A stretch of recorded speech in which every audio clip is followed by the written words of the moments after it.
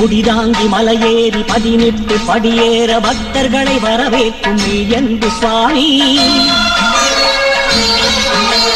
இருமுடியை சுமந்தவுடன் இருவினைகள் களைந்துவிடும் குணம் கொண்டு குலம் காக்கும் மெய்யேந்தும் சுவாமி.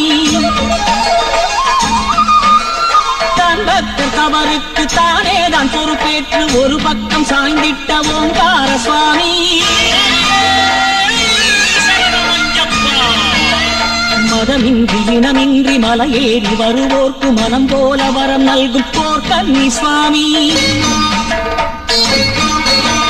பந்தங்களில் விடுபட்டு பக்தியதில் வசப்பட்டு குறை கேட்டு குறை தீர்க்கும் மெய்யான சுவாமி.